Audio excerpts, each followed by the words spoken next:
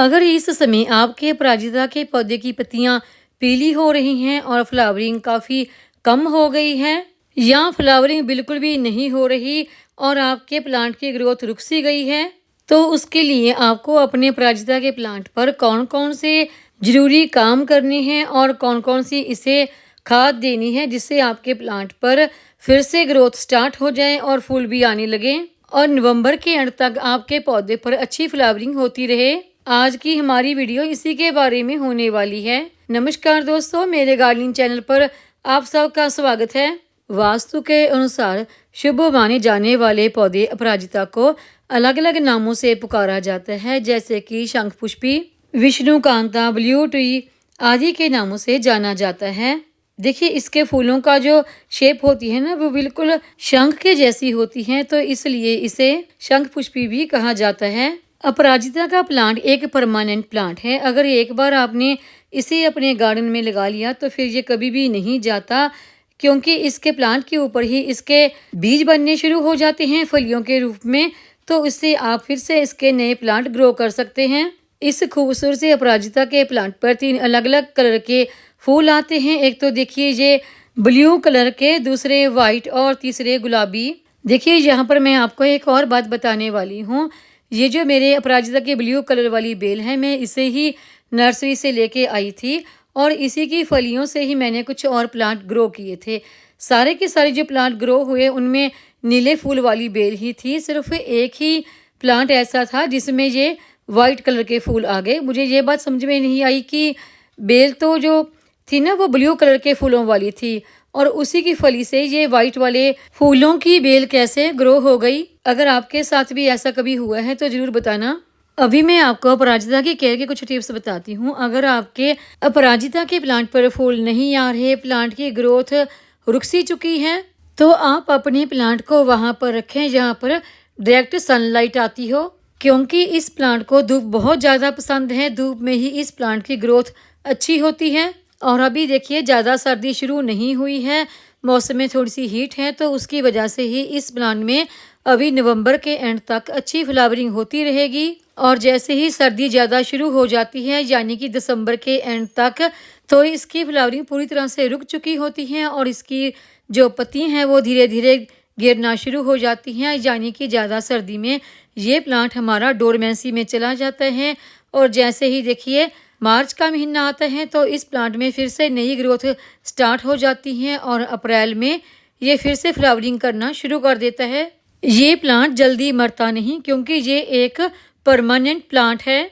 तो अभी देखिए, ज़्यादा सर्दी शुरू नहीं हुई है। अगर आपके अपराजिता के प्लांट पर फ्लावरिंग नहीं हो रही तो फिर से फ्लावरिंग अभी शुरू हो सकती है। तो उसके लिए आप अपने अपराजिता के प्लांट को सबसे पहले वहाँ पर रखें जहाँ पर डायरेक्ट सनलाइट आती हो। अपराजिता की केयर का अगला पॉइंट है कि इस समय ना तो आपने अपने अपराजिता के प्लांट पर बहुत ज़्यादा वाटरिंग करनी है और ना ही बहुत कम। अगर आप अभी ओवर वाटरिंग कर देंगे तो उससे हमारे प्लांट में मॉइस्चर बना रहने के कारण धीरे धीरे आयरन और कैल्शियम की कमी होने लगती है, क्योंकि मिट्टी में ज़्यादा मॉइस्चर होने की वजह से प्लांट की जड़ें अपने लिए खाना नहीं बना पाएंगी। अगर आप कम वाटरिंग करेंगे तो प्लांट में पानी की कमी हो जाएगी। प्लांट की पत्तियां आपको बिल्कुल ताज़ी फ्रेश नज़र नहीं आएंगी, पौधा आपको स्वस्थ नज़र नहीं आएगा। धीरे धीरे प्लांट की पत्तियां पीली होकर गिरने लगेंगी। इस बदलते मौसम में प्लांट में पानी देने का खास ध्यान रखें ताकि हमारे प्लांट की पत्तियां पीली होकर गिरे नहीं। इतनी ही वाटरिंग करें कि गमले की मिट्टी में बस मॉइस्चर बना रहे।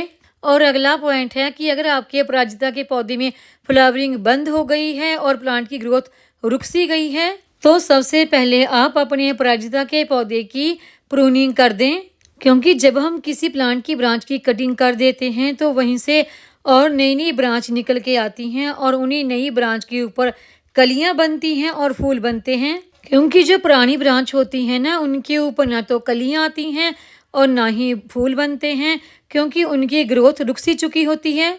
इस तरीके से जब आप अपने अपराजिता के प्लांट पर हल्की फुल्की सी प्रूनिंग कर देते हैं, कुछ सूख चुकी ब्रांच निकाल देते हैं और उसके बाद जब आप अपने इस प्लांट में फर्टिलाइजर देते हैं तो आप देखेंगे कि कम से कम 3 से 4 दिन के बाद ही आपके प्लांट पर नई ग्रोथ फिर से शुरू हो जाती है।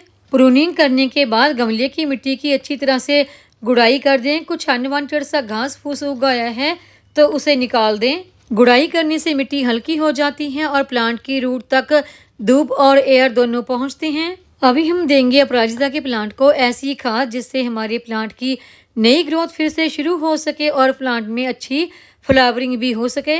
तो उसके लिए हम लेंगे 1 चमचा सरसों की खली, क्योंकि इस खाद में नाइट्रोजन, पोटाशियम, फास्फोरस के साथ साथ बहुत सारे ऐसे पोषक तत्व पाए जाते हैं जो कि सर्दियों में हमारे पौधों की ऑल ओवर ग्रोथ के लिए बहुत ही अच्छी फर्टिलाइजर है। इस खाद की हमने मात्रा देनी कितनी है? अगर आपका गमला 10 से 12 इंच का है तो उसमें 1 चम्मच सरसों की खली काफ़ी है।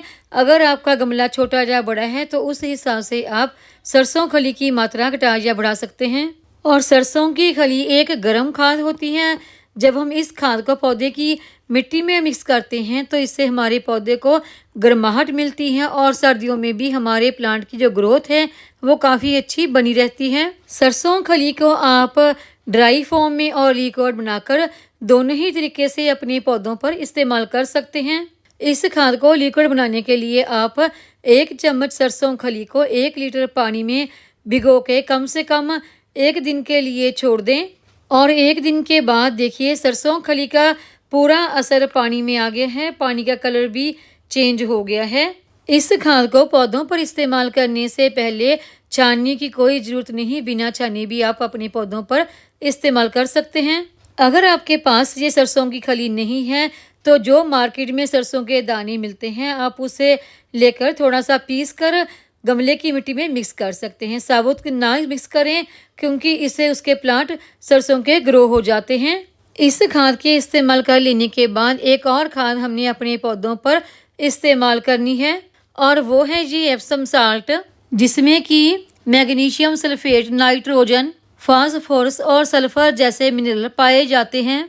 इसके इस्तेमाल से हमारा पौधा हरा भरा हो जाता है और उसमें फ्लावरिंग भी काफ़ी जल्दी स्टार्ट हो जाती है, क्योंकि ये पौधे के सेल को काफ़ी तेज़ी से बढ़ने में मदद करती है। क्योंकि सर्दियों में पौधों में मैग्नीशियम और नाइट्रोजन की काफ़ी कमी हो जाती है, तो उसके लिए हम एप्सम साल्ट को स्प्रे के रूप में पौधों पर इस्तेमाल करेंगे। 1 लीटर पानी में 1 चम्मच एप्सम साल्ट का काफ़ी है। इसे अच्छी तरह से बोतल में भरकर मिक्स करके पौधों के ऊपर हम इसका स्प्रे कर देंगे। एप्सम साल्ट का ये स्प्रे आप हफ्ता 10 दिन के बाद दोबारा भी अपने पौधों पर रिपीट कर सकते हैं।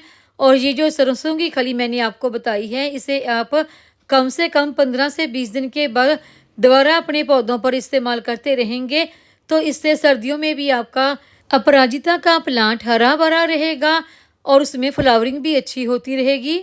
और इन फर्टिलाइजर के अलावा आप कुछ घरेलू खादें भी अपने पौधों पर इस्तेमाल कर सकते हैं, जैसे कि प्याज के छिलके निकालते हैं आप तो उनको पानी में डालकर उनकी लिक्विड फर्टिलाइजर बनाकर अपने अपराजिता के पौधों को दे सकते हैं। चाय पत्ती और कॉफ़ी पाउडर का भी आप अपने अपराजिता के प्लांट पर इस्तेमाल कर सकते हैं।